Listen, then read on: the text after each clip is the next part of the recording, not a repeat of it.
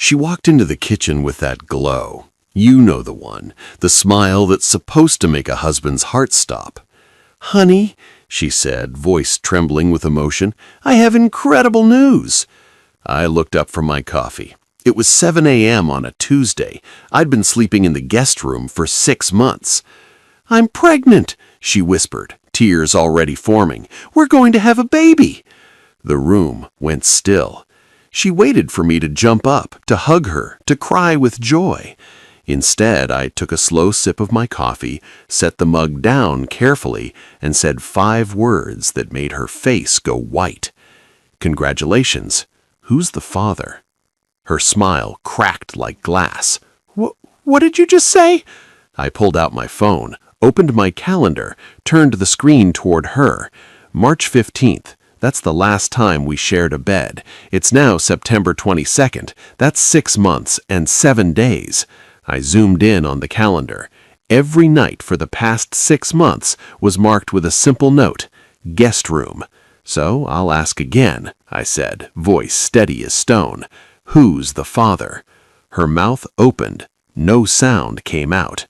And that's when I pulled out the second phone, the one she didn't know I had, the one that had been recording everything. If you want to know what that recording captured and why her lawyer tried to get it thrown out of court, hit subscribe, because what I'm about to tell you made the judge stop the entire proceeding. My name is Nathan Cross. I'm 39 years old and I live in Austin, Texas. I'm a software engineer. I work from home most days, which means I'm around the house more than most husbands. That's important.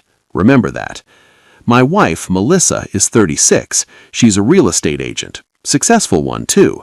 She's got the luxury SUV, the designer handbags, the whole package. We've been married for 8 years. No kids, not for lack of trying. We'd been to fertility specialists, done the tests, spent thousands on treatments. The diagnosis was clear. I had a low sperm count. Not impossible, but unlikely without medical intervention. We'd tried IVF twice. Both times failed. After the second failure, Melissa shut down. "I can't do this anymore. It's too hard, too emotional." I understood, or I thought I did. "We can take a break," I told her. "Focus on us for a while." She nodded, but something changed after that. She started working later, going to more networking events, spending weekends on open houses. And then, one night in March, she said it. "I think we should sleep in separate rooms for a while." I stared at her. "What?" "Just temporarily," she said quickly. "I'm stressed. I'm not sleeping well. I just need some space." "Space? Melissa, we're married." "I know, and I love you, but I need this, please." I didn't fight it. Maybe I should have, but I moved into the guest room, and I stayed there for 6 months. At first, I told myself it was temporary, that she needed time to process the fertility stuff, but weeks turned into months. We barely touched, barely talked beyond logistics. "Can you think up groceries? I'll be home late tonight. Did you pay the electric bill?" We were roommates, not spouses. And then I started noticing other things. New lingerie in the laundry, perfume I didn't recognize, late-night texts she'd hide when I walked into the room. One night, I heard her on the phone in the bedroom. The door was cracked. Her voice was low, intimate. "I miss you too," she whispered. "I can't wait to see you." My stomach dropped. I stood in the hallway, listening, as my wife told another man she loved him. I didn't confront her, not yet. Instead, I did what any software engineer would do. I gathered data. I started documenting everything, dates, times, behaviors. I checked our phone records, found a number that appeared constantly, late nights, early mornings. I ran the number through a reverse lookup.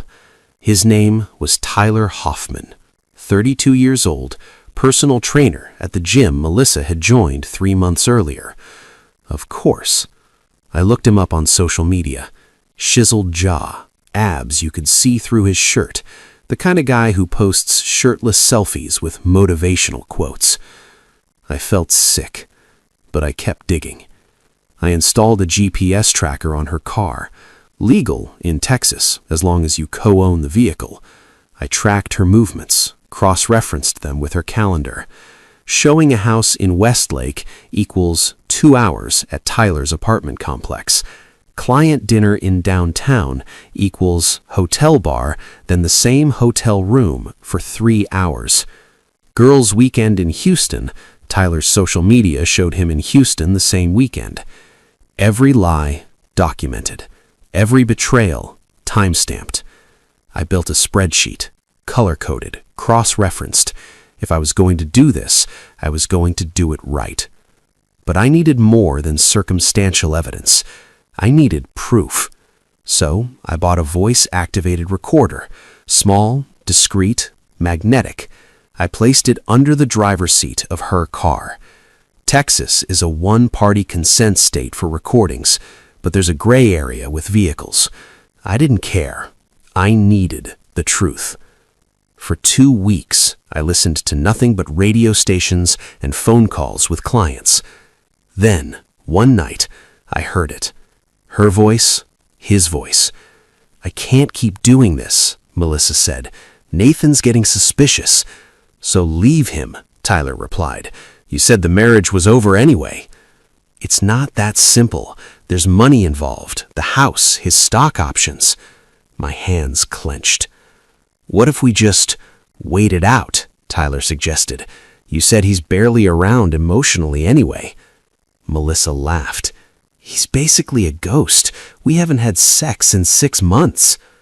"Good. More for me." They both laughed. I stopped the recording, sat in my car in the driveway, and made a decision. I called a lawyer the next day. Her name was Sharon Reeves.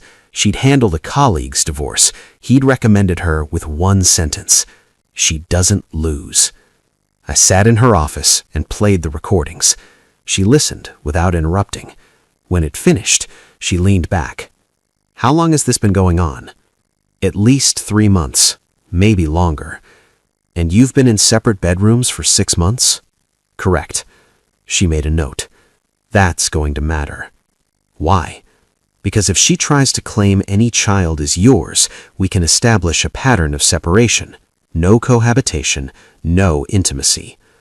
I frowned. "She's not pregnant." Sharon looked at me. "Not yet." I didn't understand what she meant, not until 3 weeks later. I was working from home. Melissa had a showing that afternoon. I heard her come in around 4 p.m., heard her go straight to the bedroom. Then I heard something else. Crying. I walked down the hall, knocked on the door. "Melissa, you okay?" "I'm fine," she called out, voice thick. "You don't sound fine." A pause. "Just give me a minute." I waited. 5 minutes later, she emerged, eyes red, but she was smiling. "Nathan," she said softly, "can we talk?" We sat in the living room. She took my hands. "I know things have been hard between us," she started. "I know I've been distant." I said nothing. "But I have incredible news." Her eyes filled with tears. "I'm pregnant." The words hung in the air. I looked at her, really looked at her. She was glowing, radiant, the picture of a joyful, expectant mother, and I felt nothing but cold clarity. "Congratulations," I said evenly. "Who's the father?" Her smile froze. "What?" I pulled out my phone, opened my calendar. March 15th. That's the last time we shared a bed. I turned the screen toward her, showed her 6 months of guest room notes. It's September 22nd. That's 6 months and 7 days. I zoomed in. So unless this is the second coming, the math doesn't add up. Her face went from confused to pale to red. Are you accusing me of cheating?" "I'm not accusing you of anything," I said calmly. "I'm asking a simple question. If you're pregnant and we haven't had sex in 6 months, who's the father?" "This is insane," she stood up. "How dare you?" "Tyler Hoffman," I said. She stopped mid-sentence. "Personal trainer, 32 years old, lives at the Riverside Apartments. You've been seeing him for at least 3 months." Her mouth opened, closed. "I have recordings, Melissa, GPS logs, hotel receipts. I know everything." She tried to recover, tried to spin it. "Okay, fine, yes, I've been seeing someone, but this baby isn't mine, because we haven't had sex in 6 months. You just said so yourself in the car 2 weeks ago." Her eyes went wide. "You've been recording me?" "You've been cheating on me," I countered. "I'd say we're even." She sat back down, deflated. For a long moment, neither of us spoke. Then she tried a different approach. "Nathan, please, I made a mistake, but this baby, we can raise it together. You always wanted to be a father." I almost laughed. "You want me to raise another man's child after you've been lying to me for months? People do it all the time." "Not me." I stood up. "I've already filed for divorce. You'll be served tomorrow." Her face went white. "You, what?" "I filed 3 days ago. I was waiting to see if you'd tell me the truth." I headed for the door. "Nathan, wait!" "Congratulations on the baby, Melissa. I hope Tyler's excited." I walked out. She was served the next morning at her office. I know because her lawyer called me within an hour. "Mr. Cross, this is Richard Dalton. I represent Melissa Cross. I'd like to discuss a settlement." "I'm listening." "My client is willing to agree to a clean split. No alimony, no claims on your assets. She just wants to move forward." "That's generous," I said. "What's the catch?" "She'd like you to refrain from discussing certain private matters." "You mean the affair?" Mr. Dalton, I'm not interested in public humiliation, but I'm also not interested in being defrauded. If she tries to claim that child is mine, I'll use every piece of evidence I have. Understood. We agreed to meet the following week. The meeting was in a conference room downtown. Melissa, her lawyer, me, and Sharon. Melissa looked tired. The glow was gone. Richard started. "We're prepared to offer a straightforward division of assets. The house will be sold, proceeds split 50-50, retirement accounts divided, no alimony." Sharon nodded. "And the child?" Richard hesitated. "My client acknowledges that Mr. Cross is not the biological father." I felt a grim satisfaction. "She's willing to sign an affidavit to that effect," Richard continued. "In exchange, Mr. Cross agrees not to contest custody or support." "Done," I said. Melissa looked up, surprised. "Really?" "Really," I said. "I don't want anything to do with that child. It's not mine. It's not my responsibility." Her eyes filled with tears. "Nathan!" "Sign the papers, Melissa." She did. But it wasn't over. 2 weeks later, Sharon called. "We have a problem." "What kind of problem?" "Melissa's lawyer is claiming you're the father. They're demanding a paternity test." I frowned. "She signed an affidavit." "She's recanting, says she was coerced." I felt my jaw tighten. "She's lying." "I know, but we need to prove it." "How?" "Paternity test. But here's the thing. If the test shows you're not the father, we can use that to prove fraud. We can go after her for legal fees, emotional distress, everything." I smiled. "Set it up." The paternity test was done at a clinic in North Austin. I gave a cheek swab. Melissa provided medical records showing the baby's DNA. We waited 2 weeks for results. When they came back, Sharon called me immediately. "You're not the father. 0% match." "Good." "Better than good. We can now prove she tried to defraud you. I'm filing an amended petition." "Do it." The next hearing was different. Melissa's lawyer looked rattled. Melissa looked defeated. The judge reviewed the paternity results, reviewed the timeline, reviewed the recordings. "Mrs. Cross," the judge said, voice stern, "did you or did you not attempt to claim your husband was the father of your child, knowing he was not?" Melissa's lawyer jumped in. "Your Honor, my client was confused." "I'm asking Mrs. Cross." Melissa looked at the table. Yes. And did you sign an affidavit acknowledging he was not, then later recant that statement? Yes. The judge set down his pen. This is fraud, Mrs. Cross. You attempted to deceive this court and your husband for financial gain. He turned to Sharon. What are you seeking? Full reimbursement of legal fees, Your Honor, plus sanctions for fraudulent claims. The judge nodded. Granted. Mrs. Cross will pay all legal fees incurred by Mr. Cross. Additionally, she will receive no portion of the marital home or retirement accounts. Melissa's head snapped up. What? You committed fraud, Mrs. Cross. This court does not reward that behavior. Richard tried to object. The judge shut him down.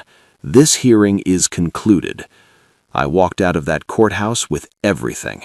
The house, my retirement accounts, my dignity. Melissa walked out with nothing but a baby that wasn't mine and a legal bill she couldn't afford. Sharon shook my hand on the courthouse steps. That's the cleanest win I've seen in years. Thank you. What will you do now? I looked up at the Austin sky. Clear, blue, endless. Move forward. 6 months later, I sold the house. Too many memories. Too many ghosts. I bought a condo downtown. Smaller, simpler, mine. I threw myself into work, got a promotion, started traveling for conferences. And slowly, I started to feel like myself again. One day, I was at a coffee shop near my office when I saw her. Not Melissa, someone else. Her name was Rachel. She was a graphic designer. We'd met at a tech meetup. We started talking about work, about Austin, about life. She didn't know my story, didn't know about Melissa or the divorce or any of it. She just knew me as Nathan, software engineer, coffee enthusiast, guy who laughs at bad puns. And that felt good. We started seeing each other, slowly, carefully. I didn't rush, didn't push. I'd learned my lesson about trust. But Rachel was different. She was honest, direct, no games. One night, over dinner, she asked, "Have you ever been married?" I paused. "Yeah, it didn't work out." "I'm sorry." "Don't be. I'm better off." She smiled. "Good, because I like who you are now." And I realized something. Melissa had tried to trap me with a lie, but the truth had set me free. I heard through mutual friends that Melissa had the baby, a boy. Tyler wasn't in the picture, left when things got complicated. She was raising the kid alone, working 2 jobs to make ends meet. Part of me felt bad for her, but a bigger part remembered the recordings, the lies, the attempt to make me responsible for a child that wasn't mine. She made her choices. Now she was living with them. A year after the divorce, I got a message on LinkedIn from Melissa. "Nathan, I know I don't deserve a response, but I wanted to say I'm sorry for everything. You deserved better. I hope you're happy." I stared at the message for a long time. Then I deleted it. Not out of anger, not out of spite, but because I'd moved on, and she was part of a life I didn't live anymore. 2 years later, Rachel and I got married. Small ceremony, close friends, no drama. We honeymooned in Italy, ate too much pasta, drank too much wine, laughed until our sides hurt.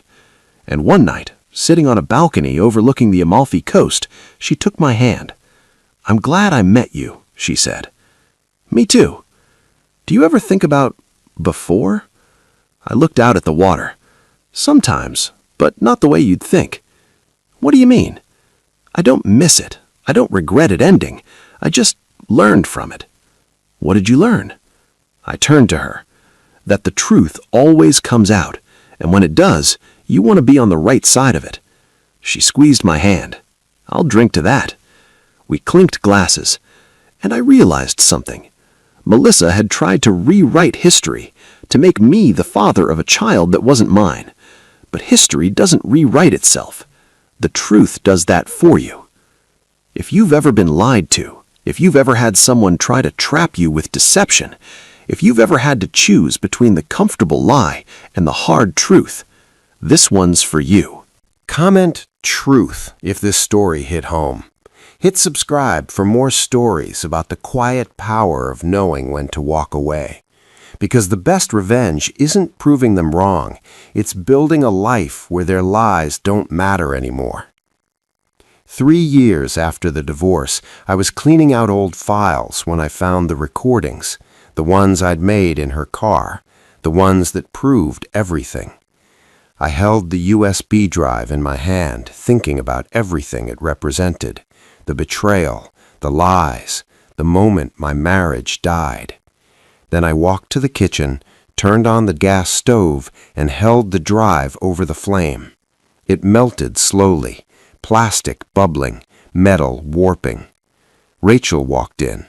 "What are you doing?" "Letting go," I said. She watched the drive melt into nothing. Then she wrapped her arms around me from behind. "I'm proud of you." "For what?" "For choosing to move forward instead of looking back." I turned off the stove, tossed the melted plastic in the trash. "I don't need proof anymore," I said. "I know what happened. That's enough." And it was. Last month, Rachel told me she was pregnant. We were sitting in the same kitchen where Melissa had told me her lie 3 years earlier, but this time everything was different. "Are you happy?" Rachel asked, nervous. I pulled her close. "I'm terrified and excited and so happy." "Good," she whispered, "because I am too." We sat there for a long time, just holding each other, and I thought about how different this moment was from that other one. No lies, no doubts, no questions about paternity or trust or truth. Just two people building a life together the right way. Our daughter was born on a Tuesday in March, same month Melissa had asked for separate bedrooms. But this time there was no separation, no distance, just Rachel, me, and a tiny human who had my eyes and her mother's smile. I held her in the hospital room, this perfect little person, and felt something I'd never felt before, complete peace. "What should we name her?" Rachel asked. I looked down at my daughter. "Hope." Rachel smiled. "Hope Cross. I like it." "Me too." Because that's what she was. Proof that after betrayal, after lies, after everything falls apart, you can still build something beautiful. You just have to be willing to start over with the truth. If this story reminded you that endings can become beginnings, comment "new chapter." If you've ever had to rebuild after betrayal, you're not alone. Hit subscribe. Stay with me. Because the best stories aren't about perfect people. They're about real people who chose to keep going, even when it hurt, especially when it hurt. 5 years later, I was at a park with Hope. She was running around the playground, pigtails bouncing, laughing at everything. Rachel was beside me, pregnant with our second. "Daddy, push me," Hope called from the swings. I jogged over, started pushing her higher. "Higher," she squealed. "You're sure?" "Higher." I pushed harder. She laughed that pure, uninhibited laugh that only kids can manage. And I thought about the man I was 5 years ago. Broken, betrayed, sitting in a guest room wondering how his marriage had died. That man wouldn't recognize me now. This man, father, husband, builder of a life that's real, he's someone I'm proud to be. "Daddy, watch this." Hope jumped off the swing mid-air, landed in the sand, threw her arms up like an Olympic gymnast. 10 out of 10, I called. She ran back, hugged my legs. "I love you, Daddy." "I love you too, Hope." Rachel walked over, took my hand. "You good?" she asked. I looked at my daughter, at my wife, at the life we'd built from scratch. "Yeah," I said, "I'm good." And I meant it. Because the truth didn't just set me free, it gave me everything I never knew I needed.